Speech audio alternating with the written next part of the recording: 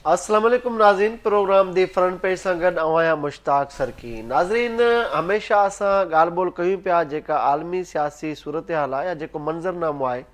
उन में कुझु खां ऐं ख़ासि तौर ट्रंप जे इलेक्ट थियण खां बाद जेको दुनिया जो मंज़रनामो आहे सियासी इंटरनेशनल लेवल ते उहो ॾींहों ॾींहुं अपडेट थींदो पियो वञे। नयूं ब्रेकिंग्स अचनि पियूं, नवां मूड स्विंग्स ॾिसण में अचनि पिया। अमेरिका बहादुर अलाए छा पियो चाहे, ख़ासि तौर ते अमरीकी सदर जे पॉलिसी अञा ताईं ख़ुदि जेको आहे अमरीकी कांग्रेस हुजे, अमेरिकी इलेक्टेबल्स हुजनि, उतां जा टेक्नोक्रेट्स हुजनि, उतां जो वापारी तबिको हुजे, आम शहरी हुजनि, ख़ुदि उन्हनि जूं फोर्सिस हुजनि, उन्हनि खां सम्झ खां ॿाहिरि फ़ैसिला थी रहिया आहिनि। हिन वक़्तु ईरान जो मामिलो हिकु दफ़ो ॿीहर एग्रेशन तरफ़ वधे पियो। अमरीकी सदर जूं ॻाल्हियूं हुजनि या ख़ुदि जेके जवाबी स्टेटमेंट्स आहिनि ईरान पारां, उहे बि तमामु घणियूं सख़्तु ऐं छिरकाईंदड़ आहिनि ऐं हिक ॿिए मथां ज़बरदस्त हमला कया पंहिंजनि लफ़्ज़ी। पर इहे सिर्फ़ु वर्बल अटैक्स न आहिनि, इन्हनि जे पुठियां वॾो हिकिड़ो बैकग्राउंड आहे ऐं उहो कहिड़ी खिचड़ी पची रही आहे इहा का बि ख़बर न आहे। छाकाणि त हिकु तरफ़ अमेरिकी सदर इहा आथत ॾेई चुको आहे त हू फ़िलहालु टारो करे चुको आहे ईरान ते हमले खां, पर ॿिए तरफ़ ईरान सां ताक़तवर मुल्क जेके दोस्त आहिनि उहे बीठल आहिनि ऐं उते जेका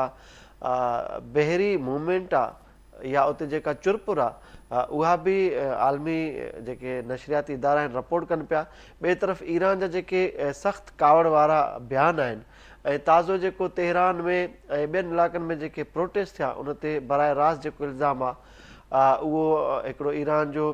अॻूणो लीडर आहे उन मथां ऐं अमेरिका मथां लॻाया विया आहिनि ऐं उहे माण्हू बि अरेस्ट कया विया आहिनि जेके इन साज़िश में मुलविस हुया या जेके फैसिलिटेटर हुया इन सॼे अनरेस्ट माहौल जा। इन खां अलावा वरी ग्रीनलैंड बाबति बि जेको आहे का नरमी न पियो करे सदर ट्रंप, ऐं उन हवाले सां हू पंहिंजा वेझा साथी बि पंहिंजा दुश्मन बणाईंदो पियो वञे। इन खे नज़र में रखंदे असां ॾिसूं पिया त बर्तानिया जहिड़ो ज़बरदस्त ताक़तवर इतिहादी अमेरिका जो उहो बि हिन वक़्तु सख़्तु तनक़ीद पियो करे अमरीकी सदर ते, उनजी पॉलिसीज़ ते। इहा आख़िर सूरत हाल किथे दंग कंदी ऐं दुनिया जीअं त हिकिड़ी अॻकथी कई पई त थर्ड वर्ल्ड वार ॾांहुं गामज़न आहे तेज़ी सां अगरि ट्रंप झको न थियो या ट्रंप जेको आहे ॿीहर पंहिंजे फ़ैसिलनि खे रिविज़िट न कयो त दुनिया ज़ाहिर आहे हिकिड़ी बेचैनी वारी सूरत हाल जे वर चढ़ियल आहे। ऐं समूरी सूरत हाल ते असां अॻु बि डिस्कस कयो आहे, एनालाइज़ कयो आहे शयुनि खे, उनजे बावजूदि ॾींहों ॾींहुं नई हिकिड़ी अॻु भराई पई थिए। ऐं असां सां स्टूडियो में हमेशह गॾु हूंदो आहे GM जमाई साहिबु जेको सीनियर सहाफ़ी तज़िया निगार आहे ऐं काफ़ी गहरी नज़र रखे थो इंटरनेशनल उमूर ते। जमाई साहिबु छा पिया ॾिसो, असां बार बार इन शयुनि खे डिस्कस बि कयूं था, कॾहिं ट्रंप छा थो करे, कॾहिं छा थो करे, हू को कैलकुलेटेड पर्सन न आहे जंहिंजी का अॻकथी करे सघिजे या जंहिंजी ईंदड़ मूव खे डिस्कस करे सघिजे। तव्हां छा था ॾिसो ईरान सां वरी इन जी जेका कावड़ आहे उहा असांखे वधंदी नज़र पई अचे? अमरीकी सदर जे बारे में पाण काफ़ी प्रोग्राम कया आहिनि ऐं हुनजो जो हुकमरानी जो जेको तरीक़ेकार आहे उहो जॾहिं हिन खां अॻु हू अमेरिका जो सदर थियो त उनखां काफ़ी तब्दीली उन में नज़र अची रही आहे। ऐं हिकु त ज़ाहिर इलेक्शन में हुनखे अमरीकी CIA, पेंटागोन ऐं हुनजी जेकी मुख़ालिफ़ पार्टी उन सां वॾी हिकिड़ी जदोजहद खां पोइ इक़्तिदार मिलियो। ऐं सभ खां पहिरियों अचण सां उन CIA ऐं पेंटागोन जा जेके वॾा वॾा किंग चवराईंदा हुआ उन्हनि सभिनी खे फ़ारिग़ कयो ऐं उनखां पोइ पंहिंजी मर्ज़ी हर मामले में मसलत करण जी भरपूर कोशिशि कई ऐं कंहिं हद ताईं बल्कि काफ़ी हद ताईं हू हिन में कामयाबु थियो आहे। चाहे उहो अमरीकी फ़ौज में तब्दीलियूं हुजनि, CIA में तब्दीलियूं हुजनि, पेंटागोन में तब्दीलियूं हुजनि या उतां जा जेके इंतिज़ामी मामलात आहिनि। उनखां पोइ हुन इहो सॼो पंहिंजो मामिलो में अचीवमेंट खां पोइ हुन दुनिया जे मुख़्तलिफ़ मुल्कनि जे जेकी पंहिंजी हुनजी ख़ारजा पॉलिसी माज़ी वारी रही उन में सफ़ा यू टर्न लॻाए छॾियो। ऐं जेके बि उन जा वेझा वेझा इतिहादी मुल्क चवराईंदा या दोस्त चवराईंदा हुआ या जंहिं ते हमेशह हिन जी छतर छाया रही आहे उहे सभु जेके आहिनि उन्हनि मां किन खे त उन डायरेक्ट टारगेट ई करे छॾियो ऐं किन ते उन कहा करे हिकु मुल्क जे सदर खे बि खणी छॾियो प्लस ॿिए मुल्क जे जेको आहे मुल्क ते पूरे मुल्क ते कब्ज़े जो मुकमिल ऐलान तक़रीबन करे चुको आहे उन खां पोइ यूरोप ऐं अमेरिका कैनेडा बरतानिया सभिनी जेको आहे उन जी इन इक़दाम जी मज़म्मत कई आहे पर ट्रंप जेको आहे उहो पंहिंजी पॉलिसीज़ खां विड्रॉ थियण लाइ कंहिं बि सूरत में तयारु न आहे। हाणे जेको इहो रिसेंटली ईरान वारो मसइलो आहे बेसिकली माण्हू सिर्फ़ु इहो सोचे रहिया आहिनि त शायदि इहो रुॻो ईरान जो इशू आहे जंहिंजे करे जेको आहे डोनाल्ड ट्रंप एतिरो एग्रेसिव रोल अदा करे रहियो आहे। बेसिकली इहो सिर्फ़ु ईरान जो मसइलो न आहे। हाणे हिनखे एशिया जे ख़िते खे असांखे सम्झण जी ज़रूरत आहे जिते अमेरिका जा मुख़्तलिफ़ मुल्कनि में 19 खां वॾा जेके आहिनि उहे पंहिंजा अॾा क़ाइमु आहिनि। यानी एशिया जे सिर्फ़ु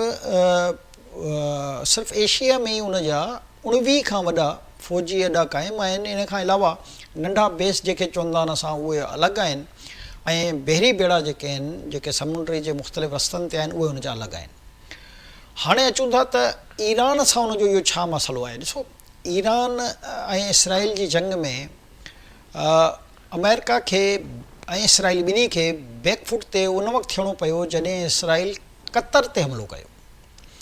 ऐं उते हिज़बुल्ला जे हमास जे लीडरनि खे जेको आहे निशानो बणायो। उन खां पोइ जेके अरब मुल्क आहे उन्हनि जो जेको रद्द अमल हो उन खे ॾिसंदे वक़्ती तौर ते अमेरिका पुठिते हटी वियो ऐं इसराइल खे बि माना कयईं त हाणे वधीक ईरान ते हमलनि जी ज़रूरत कान्हे ऐं हुन बि हिकिड़े फर्माबरदार पुट जे हैसियत सां जेको आहे वरी जंग खां थोरो परे थी वियो। पर जेकी उन्हनि जी प्लानिंग हुई उहा दूर रसी ऐं प्लानिंग रुॻो इहा न आहे त ईरान ते बमबारी करणी आहे। ॾिसो प्लानिंग जेको आहे हीअ आहे सॼो एशिया जो ख़ितो। हिन ख़िते में आहिस्ता आहिस्ता अमेरिका खे इहो महसूसु थी रहियो आहे त काफ़ी मुल्क हाणे उनखे चैलेंज करे रहिया आहिनि ऐं दिफ़ाई तौर ते हू मज़बूत थी रहिया आहिनि जंहिंसां अमेरिका जो हिन एशिया जे पूरे ख़िते में जेको असर रसूख़ रहियो आहे गुज़िरियल 50-60 सालनि खां उनखे इहो महसूसु थी रहियो आहे त उहो कमज़ोर पियो पए। उनजो मिसाल तव्हांखे असां ईअं ॾेई सघूं था त सऊदी अरब में गो के अमेरिका जो फ़ौजी अॾो मौजूदु आहे पर उन जे बावजूद बि सऊदी अरब जो हाणे कोशिशि इहा रही आहे त दिफ़ाई तौर ते हू पाकिस्तान सां पंहिंजा लाॻापा एतिरा मज़बूत करे ऐं पाकिस्तान ऐं चीन जे जेके मुश्तरका हथियार आहिनि उन्हनि ते इन्हिसार करे न कि सिर्फ़ु अमरीकी हथियार जेके अॼु ताईं हुन ख़रीद करे रखिया आहिनि। अहिड़े तरीक़े सां जेके ॿिया इस्लामी मुल्क आहिनि उन्हनि जो बि तव्हां ॾिसो त लाड़ो जेको आहे उहो अलॻि अलॻि सिमत में तव्हांखे नज़र अची रहियो आहे। मिसाल जे तौर ते त UAE जो जेको सदर हो उहो अचानक जेको आहे इंडिया पहुची वियो जॾहिं त अमेरिका जेको आहे उहो हिन वक़्तु इंडिया सां हुनजा रिलेशन्स जेके आहिनि माज़ी वांगुरु एॾा क़ाबिल एतमाद न रहिया आहिनि ऐं उन में काफ़ी जेको आहे तव्हां ॾिसो त डोनाल्ड ट्रंप जे पंहिंजा मुस्तक़िल जेके बयान आहिनि उहे इंडियन हुकूमत ऐं इंडिया जे ख़िलाफ़ु आहिनि। पर UAE जो सदर जेको आहे अचानक कोॾांहुं वियो। जेके अमेरिका सम्झंदो हो त मुल्क हुनजे मक़सदु मुकमिल कंट्रोल ऐं ग्रिप में आहिनि हाणे हुन इहो महसूसु कयो आहे त मुंहिंजी ग्रिप जेको आहे हिन ख़िते मां ख़तमु थी रही आहे त हाणे हुनखे ख़ौफ़ पैदा करिणो आहे हिन ख़िते में। हुनखे पंहिंजो भरम रखण जे लाइ हिन ख़िते ते पंहिंजो असर रसूख़ खे बरक़रार रखण जे लाइ हुनखे हिन ख़िते में कंहिं बि वॾे अहिड़े मुल्क जीअं ईरान आहे उन जे ख़िलाफ़ु एॾो सख़्तु क़दम खणणो आहे त उहो पैगाम जेको आहे बेसिकली ॿियनि सॼे एशिया जे मुल्कनि खे ॾियणो आहे त जेकॾहिं कंहिं मूंखे फॉलो न कयो त पोइ उनजो अंजाम जेको आहे ईअं थींदो। हाणे इहा जेकी सियासत आहे इहा नॉर्मल सियासत न आहे, इहा ख़ौफ़ जी सियासत आहे। हो हिन ख़िते जे वसीलनि ते एक्चुअल कब्ज़ो थो करणु चाहे ऐं जेके ख़ासि तौर ते अरब कंट्रीज़ आहिनि हितां जो असांजे एशिया में उन्हनि सभिनी जे जेके वसीला आहिनि कुदरती वसीला आहिनि उन्हनि खे हो पंहिंजी अजारादारी माज़ी खां बि सम्झी रहियो आहे ऐं मुस्तक़बिल में बि उन्हनि ते क़ाबिज़ थियण जी कोशिशि करे रहियो आहे। ऐं हे जेको उनजो प्लान आहे इहो एॾो ख़ौफ़नाक प्लान आहे ऐं हिन प्लान में जेकॾहिं हू अचीव करे वियो त पोइ मां सम्झां थो त अॻिले 50 साल ताईं हिन ख़िते मां को बि अहिड़ो मुल्क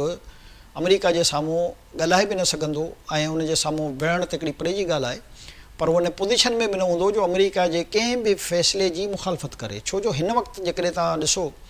त हिन ख़िते सां रिलेटेड कई अहिड़ा मुल्क आहिनि जेके अमेरिकी पॉलिसीज़ ते वाज़े अल्फाज़ में तनक़ीद बि करे रहिया आहिनि ऐं उनखे क़बूल बि न करे रहिया आहिनि। हाणे हिन जी मिसाल तव्हांजे साम्हूं सिंपल आहे त इसराइल वाले हिन इशू में कतर हुजे या ओमान हुजे या सऊदी अरब हुजे या UAE हुजे या टर्की हुजे या पाकिस्तान हुजे, उन्हनि हिकिड़ो मौक़िफ़ अख़्तियार कयो ऐं फ़लस्तीनियुनि जी मदद ऐं फ़लस्तीनियुनि सां हम आवाज़ थियण जो हिकिड़ो बहरहाल आवाज़ लबे कयो। OIC जा केतिरा ई इजलास थिया, पर हुननि यानी कि अमेरिका जो मुंहिंजो एक्चुअल मक़सदु हो त अमेरिका जी पॉलिसी त इसराइल खे सपोर्ट जी हुई न, पर हीअ जेके ॿिया सभु मुल्क आहे उहो माइनस अमेरिका तव्हांखे क्लियर कट नज़र अची रहिया हुआ। गो के ज़मीन ते उन्हनि जी खणी एॾी को मदद न करे रहियो, पर लफ़ाज़ी तौर ते या हुननि जी मॉरल सपोर्ट जेको आहे उहा हर मुल्क कई आहे हिन ख़िते सां रिलेटेड जेके बि आहिनि। ज़मीन जी ॻाल्हि पियो कयां त ज़मीन ते त हाणे उतां जेके हुननि जा पॉलिसी मेकर्स आहे जिन में अक्सरियत यहूदियुनि जी आहे, उहे सोचण ते मजबूर थी विया त इहे जेके मुल्क आहिनि इहे हिन स्टेज ते जेको आहे, छो जो हुननि जो त एक्चुअल त मनसूबो ग्रेटर इसराइल जो आहे न, जेको ख़तमु त कोन थियो आहे न। हुननि जो त अलल ऐलान इहो चयल आहे त असां ग्रेटर इसराइल ठाहींदासीं ऐं उनजी हद काशिस्तानी थी मिले, ईरान सऊदी अरब जी बि हिकिड़े हिसे ताईं उनजी हद मिले थी, यानी कि इराक खां वठी ईरान खां वठी सीरिया शाम खां वठी इहे सभु क्वेश्चन आहे त एॾो सुपर पावर आहे अमेरिका, हिक ई वक़्त में ग्रीनलैंड खे बि छेड़े पियो ऐं उहे ताक़तवर धुरियूं जेके भल ईरान सां न बि थियूं हुजनि, पर ग्रीनलैंड ते ॾिसूं पिया सॼो यूरोप, कैनेडा, बर्तानिया जेके बि ताक़तवर तरीन आहिनि मुल्क, उहे ग्रीनलैंड खे बचाइण जी भरपूर कोशिशि कनि पिया ऐं ट्रंप ख़िलाफ़ु खुली करे साम्हूं आहिनि। अॼु तव्हां ॾिठो बर्तानिया ज़बरदस्त हिकिड़ी शटअप कॉल जेका चइजे ट्रंप खे ॾिनी आहे ग्रीनलैंड मामले ते। ॿिए तरफ़ ईरान, भल तव्हां चओ त मुस्लिम कंट्री बि उहो पंहिंजो जेको मुनाफ़क़त वारो बिहेवियर आहे उहे रखियूं वेठा आहिनि ऐं सिधी रीति न आहिनि, पर उनजे बावजूदि सम्झूं था त ट्रंप इहे एतिरी कैपेबिलिटी आहे हुन में, एतिरी सघ आहे जो हर शइ दाव ते लॻाए मुस्लिम कंट्रीज़ बि ऐं पंहिंजा साथी जेके हुनजा अलाइज़ आहिनि उन्हनि सां बि ईअं फिटाए करे हीअ ॿई टारगेट अचीव कंदो। सरकी साहब, टारगेट अचीव करणु हिकिड़ो ॿी ॻाल्हि थी वई। असां जेकी उनजी सियासत बज़ाहिर नज़र अची रही आहे, जेके उनजा इक़दामात नज़र अची रहिया आहिनि, असां उन हवाले सां ॻाल्हाए रहियासीं। ॾिसो, टारगेट अचीव करणु त ज़ाहिर आहे जॾहिं जंग थींदी आहे त उनजे नतीजनि खां ख़बर पवंदी आहे त उनजो टारगेट अचीव कयूं या न कयूं। जीअं मिसाल जे तौर ते जॾहिं उन ईरान ते हमिलो कयो त हुनजा ॿ जेके एटमी घर आहे उनखे उन डायरेक्ट निशानो बणायो, जंहिंमां हुन दावा इहा कई त जेको आहे असां हिनखे मुकमिल तबाह करे छॾियो आहे, पर ईरान जी जेको आहे इहा दावा हुई त न, मुकमिल तबाह न थियो आहे, उनजो कुझु हिसो जेको आहे तबाह थियो आहे, यानी कि मर्कज़ी गेट आहे, हिनखे सम्झो जेके शयूं। त अॼु तारीख़ ताईं बि असांखे, छो जो न त उते कंहिं एटमी तवानाई जी कंहिं तंज़ीम उते दौरो कयो आहे जो सही मालूमात ॿाहिरि अची सघे, पर ॿिन्ही मुल्कनि जो दावा पंहिंजी पंहिंजी जॻह ते आहे। ईरान चए थो त असां, मां उहो ई अर्ज़ु करे रहियो आहियां त अमेरिका त चए थो न मां पंहिंजो टारगेट 100% अचीव कयो, त हू पंहिंजे हिसाब सां पियो चए, ईरान पंहिंजे हिसाब सां पियो चए। हाणे ख़बर तॾहिं पवंदी आहे न जॾहिं का टी पार्टी उन जॻह ते पहुचे ऐं रिपोर्ट सही ॾिए त पोइ उन ते वधीक ॻाल्हाए सघिबो आहे। हिन वक़्तु बि जीअं मूं चयो त अमेरिका जो टारगेट आहे हिन जेकॾहिं ख़िते जे सॼे मुल्कनि में जेके आहिस्ता आहिस्ता हू महसूसु करे रहियो आहे ऐं बज़ाहिर तव्हांखे नज़र अची रहिया आहिनि, सऊदी अरब या UAE या कतर या ओमान, कॾहिं बि अमेरिका जी पॉलिसी खां जीअं वेनेज़ुएला जो इहो इन इज़ी बेबी सम्झी करे उनखे कयो उतां कार्रवाई करे अगवा, हो ईअं थो सम्झे त अगवा त न थी सघंदो, पर डायरेक्ट उन ते जेका सर्विलेंस हिन जी लॻी पई आहे, जेका आलमी मुबसर चवनि पिया, स्पेसिफिक टारगेट हिकिड़ो खाम न आहे। ऐं उन सां गॾोगॾु ग्रीनलैंड जेको हिन जो ख़्वाहिश आहे त जीअं तव्हां चओ भाई हुका कुरुक इनखे करिणो आहे, हाणे ख़रीद करे या कब्ज़ो करे, त इहे ख़्वाहिशूं त हिकिड़ो लाडलो बचिड़ो कंदो आहे पीउ सां घर में, त मूंखे हे शइ खपे, त हे यंगल नथो करे न। वेनेज़ुएला, ग्रीनलैंड ऐं ईरान में वॾो फ़र्क़ु आहे। वेनेज़ुएला वटि उहा मेन पावर न हुई, उहा फ़ौजी दिफ़ाई सलाहियत न हुई जो हू उनजो अमेरिका जहिड़े मुल्क जे मामले में को मुक़ाबिलो बि करे सघे। पर जेकॾहिं असां ईरान जी तारीख़ ॾिसूं था त हिकु त ईरान जी तारीख़ हज़ारनि सालनि खां हलंदी पई अचे, ॿियो ईरान जी अधु जेकॾहिं सदी असां चऊं त उहा जंगनि में गुज़री आहे, पर उन वक़्त में रिवायती हथियार हूंदा। इहे हथियार अॼुकल्ह जेके जदीद टेक्नोलॉजी ते मुश्तमिल आहिनि, ख़ौफ़नाक, इहे शायदि उन ज़माने में एतिरा न हुआ, सवाइ अमेरिका वटि त उन ज़माने में बि एतिरा हुआ, पर अमेरिका कई दफ़ा अटैम्प्ट त करे चुको आहे न ईरान ते। जेकॾहिं असां 60 जी दहाई खां अॻु में ॾिसूं त अमेरिका ऐं बरतानिया जो बहरहाल हिकिड़ो मुकमिल कंट्रोल त जेको आहे ईरान जे मुख़्तलिफ़ मामलनि में या हुकुमराननि ते या हुकूमत ते त रहियो आहे न। हे इस्लामी इनकलाब त बाद में आयो न, जॾहिं ख़ामेनी जेको आहे उहो खणी आयो 70 जी ॾही खां तक़रीबन। चवण जो मक़सदु आहे त अमेरिका इहो चाहे थो त हिन ख़िते जो को बि मुल्क मुंहिंजी पॉलिसी खां न हटे, यानी उहो पंहिंजा रस्ता न ॾिसे त मां चाइना सां पंहिंजी मर्ज़ी सां कोई एग्रीमेंट कयां या मां रशिया सां पंहिंजी मर्ज़ी जो कोई एग्रीमेंट कयां। हुनजो जेको टारगेट आहे उहो इहो आहे त हिन ख़िते में जेतिरा बि मुल्क आहिनि उते भले हुनजी डायरेक्ट हुकुमरानी न हुजे,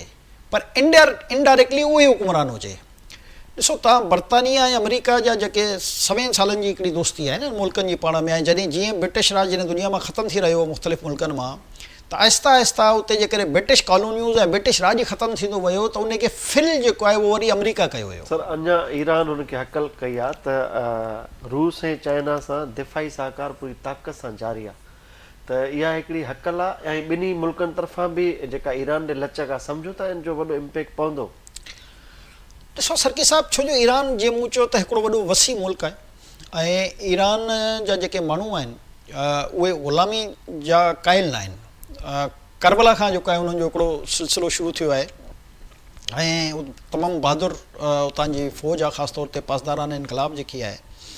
पर ज़ाहिर आहे जेके हथियार उन्हनि खे मतलूब हुजनि अमेरिका जे मुक़ाबले में त उन्हनि वटि उहा न आहिनि। हाणे उहा ज़मीनी जंग जेकी आहे उहा तलवारनि वारी या नंढनि हथियारनि वारी त न रही आहे न, हाणे त कंप्यूटराइज़ड ऐं जेको आहे मॉडर्नाइज़ जंगुनि जो आहे जो जेके बहरहाल हथियार अमेरिका वटि आहिनि उहे उन्हनि ईरान वटि आहिनि कान, जो मां सम्झां त को उन सां टकर जो को मुक़ाबिलो थी सघे थो, त उहो त नामुमकिन ॻाल्हि आहे। सवालु इहो आहे त जेकॾहिं खुली करे चाइना ऐं रशिया जेको आहे उहो ईरान सां जंग जे मैदान में गॾु बीहंदो या न बीहंदो, हाणे इहो हिकिड़ो अलॻि सब्जेक्ट आहे। त जेकॾहिं जंग में क़दम रखण जो उहो ऐलान था करे छॾनि, पोइ त ज़ाहिर अमेरिका खे न सिर्फ़ु टफ टाइम मिलंदो बल्कि पोइ वरी शायदि अमेरिका कॾहिं जंग जो तसवुर बि न करे। उनजो हाणे तव्हांखे रीज़न ॿुधाए छॾियां त जेके टकर जा हथियार अमेरिका वटि आहिनि उहे न सिर्फ़ु इन ॿिनि मुल्कनि वटि आहिनि, बाक़ी जेकॾहिं यूरोप जे सां ॻाल्हि कयूं त फ्रांस ऐं जर्मनी वटि बि ज़ाहिर आहे उनजे मुक़ाबले जा हथियार ज़रूरु हूंदा। पर ही ॿ मुल्क उहे आहिनि त जेकॾहिं ही ज़मीनी जंग में ईरान सां गॾु बीह था रहनि त पोइ ही टी वर्ल्ड वॉर लॻंदी ऐं हिन दफ़े अमेरिका अकेलो हूंदो। उनजो रीज़न जेको आहे उहे जेके पाण पहिरियों डिस्कस कयोसीं त वेनेज़ुएला ऐं ग्रीनलैंड वाले इशू ते उनजा जेके वेझा वेझा इत्तेहादी यूरोप हुया, अमेरिका बरतानिया हुआ, कैनेडा हुआ, उहे उनखां अलॻि थी चुका आहिनि। अरब मुल्क मजबूरी में ख़ौफ़ में ज़रूरु हिन वक़्तु उन सां गॾु आहिनि, पर जेकॾहिं इन क़िस्म जी का जंग लॻी त बिलीव कयो कोई बि अरब मुल्क बि अमेरिका सां गॾु घटि में घटि कान बीहंदो। हाणे अची वञूं इंडिया सां बि उनजा हिन ख़िते में चऊं त माज़ी में तमामु सुठा रिलेशन्स आहे, पर हाणे जे कुझु अरसे में तव्हां ॾिसी रहिया आहियो 10 मई 2025 खां पोइ उहा ॻाल्हि न रही आहे। त हिन ख़िते में हुनजी हिमायत लाइ को मुल्क न आहे सवाइ इसराइल जे। इसराइल जेको आहे जेकॾहिं इहा जंग लॻे थी त इसराइल हेतिरो सो आहे जेको 2-3 वॾनि हथियारनि जी मार आहे। हाणे ॾिसणो इहो हूंदो आहे त छा इहे 2 वॾियूं सुपर ॿियूं ताक़तूं जेके आहिनि इहे ज़मीन ते ईरान सां गॾु जंग जे लाइ बीहनि थियूं या नथियूं बीहनि। जेकॾहिं बीहनि थियूं त हिननि वटि उहा टेक्नोलॉजी आहे त जेके हिन जा बेड़ा जितां ई पंहिंजा जहाज़ उॾारे थो हे उन्हनि खे तबाह बि करे सघनि था, ऐं उन वटि जेकी मिज़ाइल टेक्नोलॉजी आहे उहा हिननि वटि बि आहे, हुन वटि जेके सैटेलाइट आहिनि उहे हिननि वटि बि आहिनि। त इहा जेकी जंग हूंदी इहा इंतिहाई एक्ज़ैक्टली, ऐं जेकॾहिं रुॻो ईअं बयानबाज़ी था कंदा रहनि जीअं हिन वक़्तु माज़ी में थींदी रही आहे त पोइ ईरान खे वॾो लॉस थींदो। इहा ॻाल्हि इंतिहाई क्लियर आहे। जेकॾहिं अमेरिका पंहिंजे जंहिं मस्तु हाथी वांगुरु तहस नहस करे रहियो आहे उहो, छो जो न त हू को दुनिया जो कानून थो मञे, न अक़वाम मुतहिदा जी का रिस्पेक्ट रही आहे, न हो कंहिं दोस्तनि जी मुल्क जेके आहे उन्हनि जी का ॻाल्हि ॿुधी रहियो आहे, न हो कंहिंखे रिआयत ॾेई रहियो आहे। उन मां लॻी रहियो आहे त उहो मस्तु हाथी वांगुरु जेको आहे उहो चाहे थो त मां ताक़त जे ज़ोर ते जंहिं बि शइ खे चाहियां बुलडोज़ करे छॾियां। ऐं जेकॾहिं हीअ मुल्क जिन जी पाण ॻाल्हि कईसीं इहे खुली करे मैदान जे जंग में जेकॾहिं ईरान सां न बीठा त ऐं इहा जंग जेकॾहिं ख़ुदा न ख़ास्ता लॻी वई त इन में को शक न आहे त ईरान खे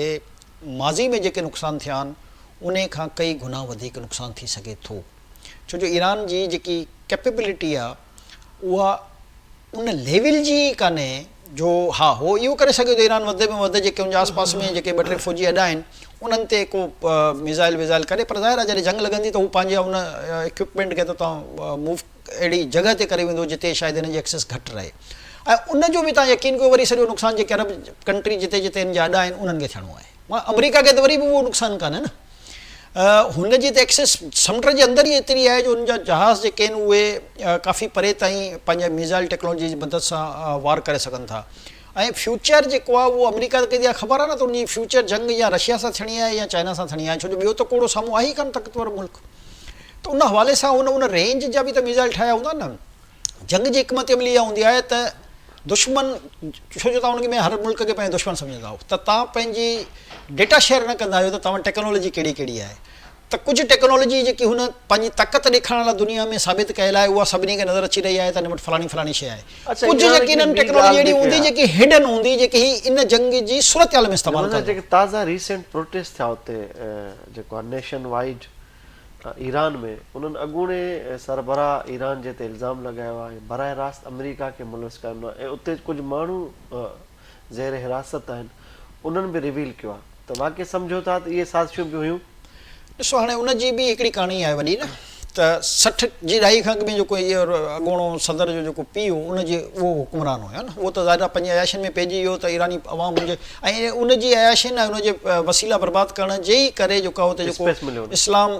जे इनकलाब वारी तहरीक हली ख़ामैनी जी, उहा इन ई करे हली हुई। ऐं पोइ बहरहाल ख़ामैनी खे बि त हुन जेको आहे मुल्क बदर करे छॾियो न, उहो पहिरियों नंढे मुल्कनि में वियो, उनखां पोइ आख़िर में जर्मनी में वञी रहियो। हाणे जेको आहे हो ॿाहिरि आहे ऐं हीअ जेको आहे हुकुमरान आहिनि न, त ज़ाहिर आहे हू बि एतिरनि ई सालनि खां पंहिंजी कोशिशि कंदा हूंदा। हाणे इन हद ताईं उनजो तव्हां असर रसूख़ जो अंदाज़ो लॻाए सघो था त ईरानी टीवी हैक थी उनजी स्पीच हलाई वई, यानी की जेकी टेक्नोलॉजी आहे या त उहा इसराइल ॾेई सघे थो या अमेरिका ॾेई सघे थो न, ॿियो त हुते को आहे ई कान। यानी ईरान जी क़ौमी टीवी हैक करे उनजो उन अॻूणे सदर जी बाक़ाइदा स्पीच जेको आहे तक़रीर उते ॿुधाई वई त जीअं माण्हुनि में उहो जेको इहे मां उन्हनि ॾींहंनि जी ॻाल्हि थो कयां जॾहिं हालांकि उन ॾींहुं इहे मुज़ाहिरा तक़रीबन ख़तमु थी चुका हुआ, ख़तमु थी चुका हुआ, उन मुज़ाहिरा उहो कंट्रोल करे चुका हुया। पर यानी उहा टेक्नोलॉजी इस्तेमालु करे उहा ज़ाहिर इन्हनि ई ॾिनी हूंदी न, हुनजी त एतिरी हैसियत कान हुई न, उहो त ॿाहिरि वेठो आहे पाण जला वतन लॻो पियो आहे।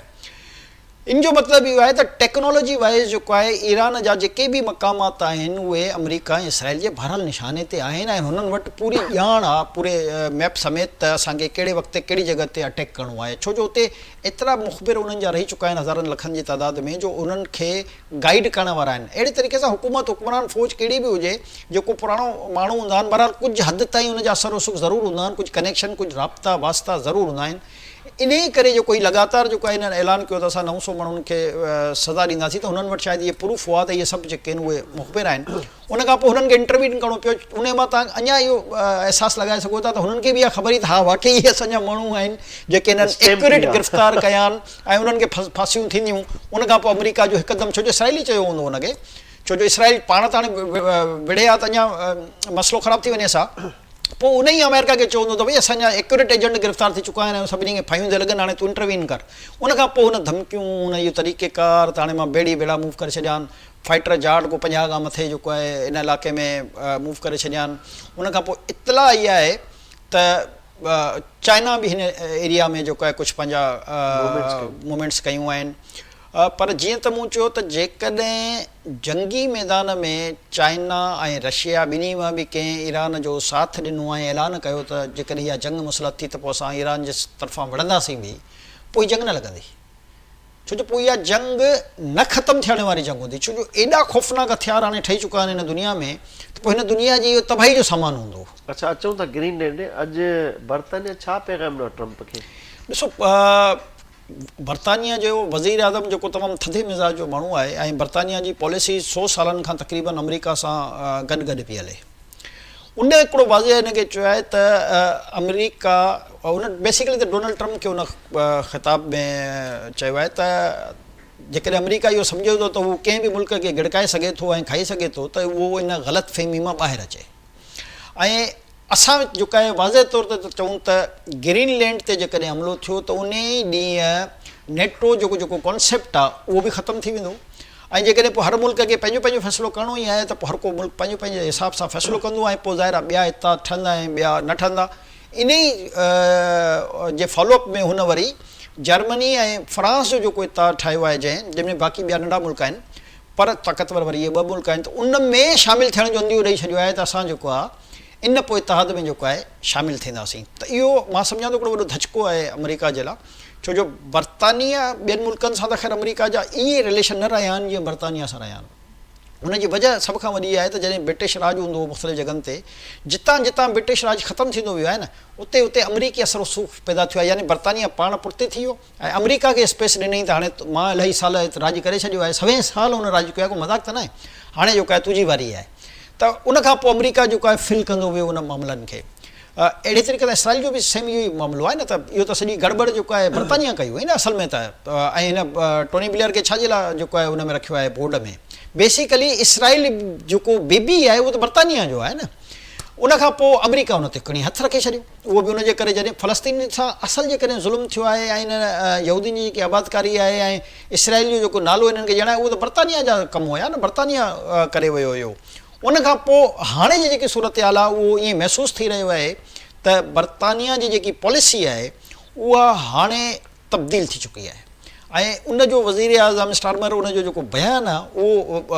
वॾो सम्झ खां ॿाहिरि हो। त हुन अमरीका खे जीअं ललकार ॾिबी आहे इन अंदाज़ में चयो आहे त हाणे बसि घणो थी वियो ऐं जेको आहे जेकॾहिं अमरीका ज़ोर ज़बरदस्ती खे ई हुक्मरानी सम्झे थो त पोइ हर मुल्क खे इहो हक़ु हासिलु आहे त उहो पंहिंजी दिफ़ाई सलाहियत जे मुताबिक़ पंहिंजा फ़ैसिला पाण करे।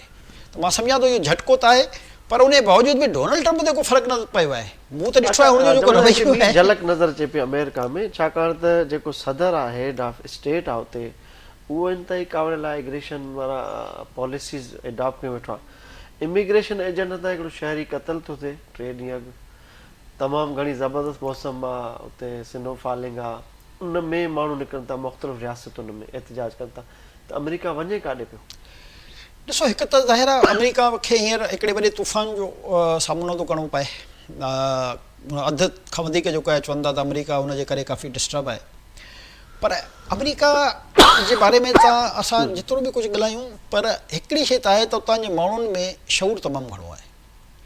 ऐं उतां जे माण्हुनि खे इहा बि ख़बर आहे त असांखे कहिड़े इशू ते स्टैंड वठिणो आहे। यानी ॾिसो, पॉज़िटिव नेगेटिव हर क़ौम हर मुल्क हर माण्हू जे बारे में ॻाल्हाए सघिजे थो न। हाणे हुते जेकॾहिं हिकिड़ो एजेंट जे हथां शहरी क़तल थियो आहे त तव्हां हुतां जे माण्हुनि जी मूवमेंट ॾिसो त उन्हनि केतिरनि ई शहरनि में मुज़ाहिरा करे -10-15 मुख़्तलिफ़ शहरनि में मुख़्तलिफ़ हले थो उते टेम्परेचर, तूफ़ान जो अलॻि थो हले उते मसइलो, पर उनजे बावजूद बि हिकिड़े शहरी जे क़तल ते तव्हां हुनजी मूवमेंटम ॾिसो त केतिरनि शहरनि में मुज़ाहिरा थी रहिया आहिनि। असांजे मुल्कनि जी जेकॾहिं असां ॾिसूं असांजे पंहिंजे मुल्कनि में त ॾुख थींदो आहे न। त हिते त इहो रोज़ जो मामिलो आहे, कॾहिं किथे टैंकर मारे था छॾनि, किथे जेको आहे धाड़ेल मारे था छॾनि, त किथे जेको आहे रोड एक्सीडेंट था थियनि।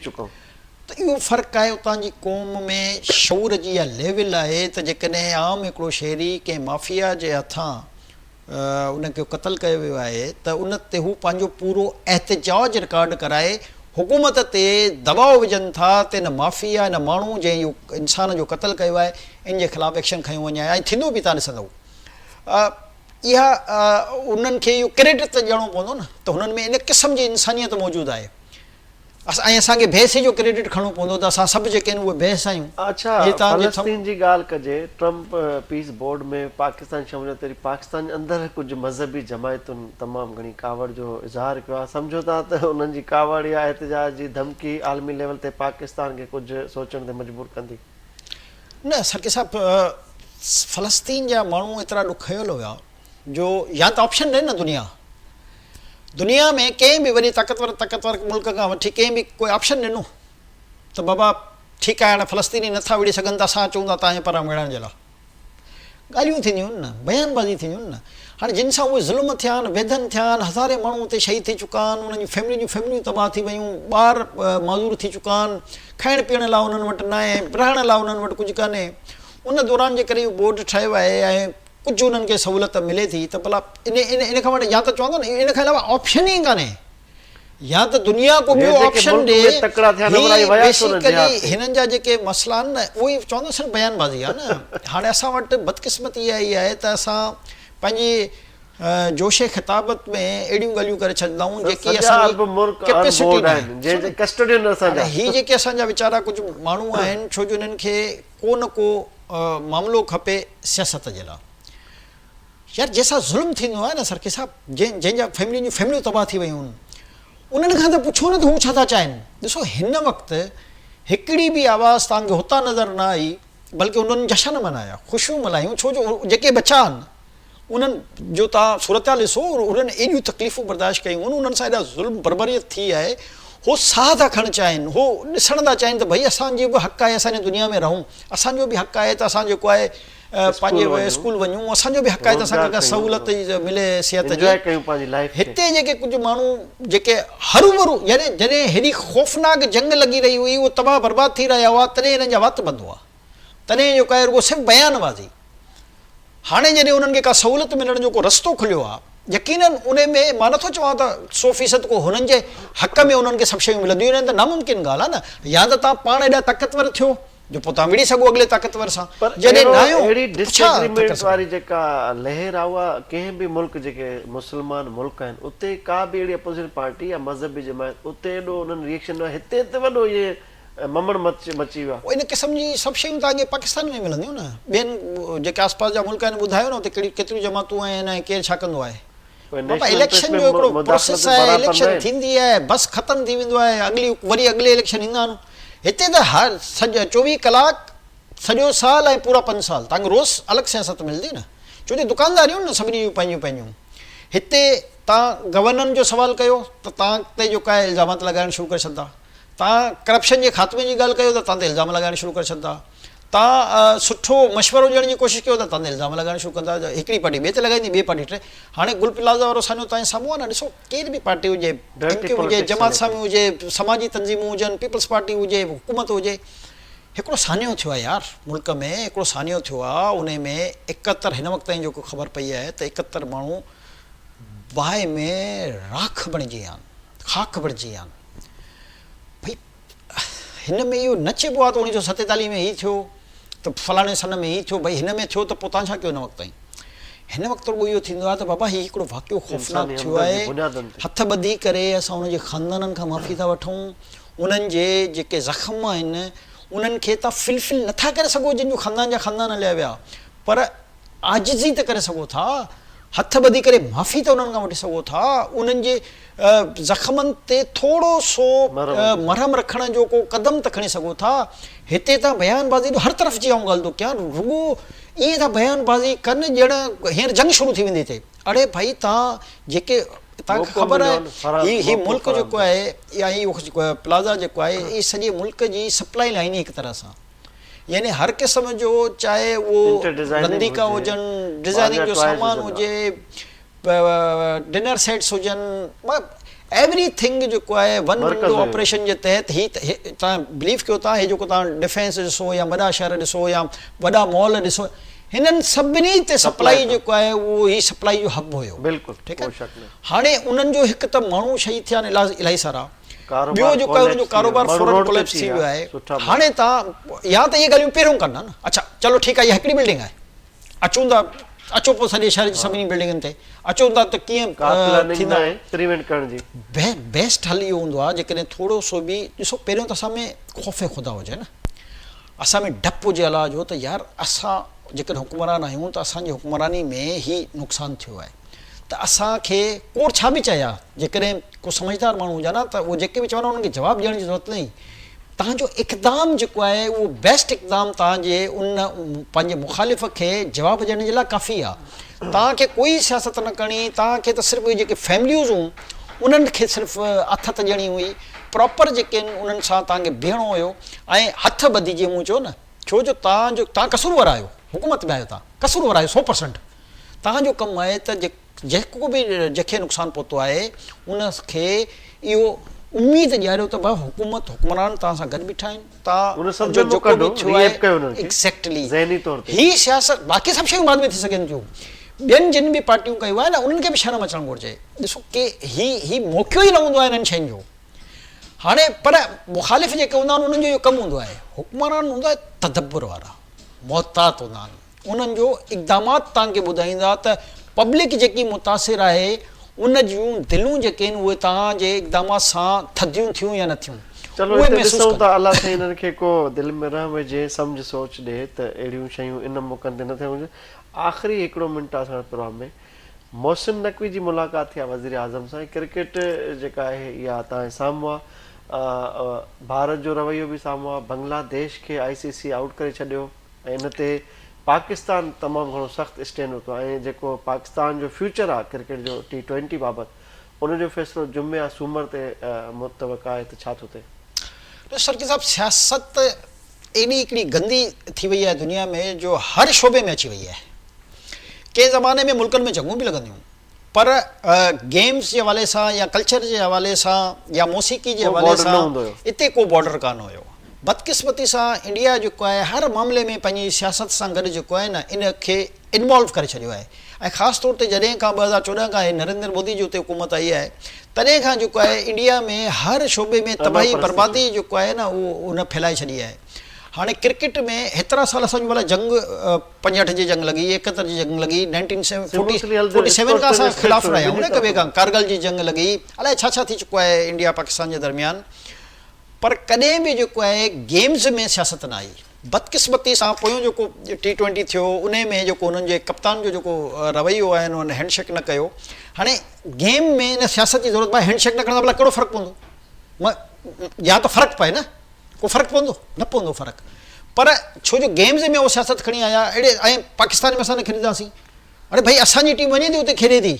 तव्हांखे कहिड़ो मुसीबत थी पए हिते जेको आहे तव्हां न खेॾंदो, पर हू खणी आया सियासत विच में गेम्स में। उनजे करे मां सम्झां थो त क्रिकेट बि हाणे दुनिया में ॾींहों ब ॾींहुं बदनाम थींदी थी वञे। ऐं उन में हर टीम जो ॾिसो न, उनखां पोइ इंडिया जे ख़िलाफ़ु मुंहिंजे ख्याल में तक़रीबन हर टीम त उनजे ख़िलाफ़ु ॻाल्हायो आहे न। पंहिंजे मुतलिक़ पाकिस्तान सां त उन्हनि जो थी वियो त श्रीलंका में थींदो न, उहो त पहिरियों ई तइ थी चुको। हाणे इहो ई मसइलो आहे पाकिस्तान जे लाइ टेक्निकल, जब पाकिस्तान जी जेकी ख़्वाहिश हुई उहा पूरी थी चुकी आहे।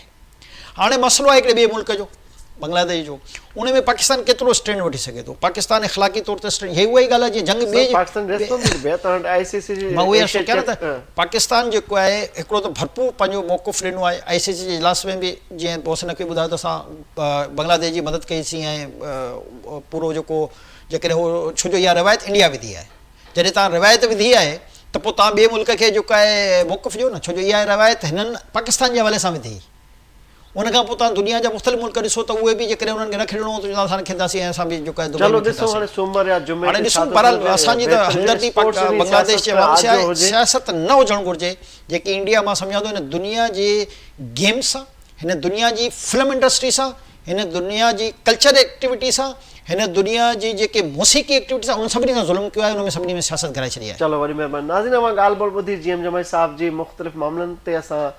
तफ़सीली ॻाल्हायोसीं। हिन प्रोग्राम में फ़िलहालु एतिरो ई। सुभाणे नए प्रोग्राम में नए टॉपिक सां गॾु हाज़िर थियासीं। तेसिताईं इजाज़त, अल्लाह भाई।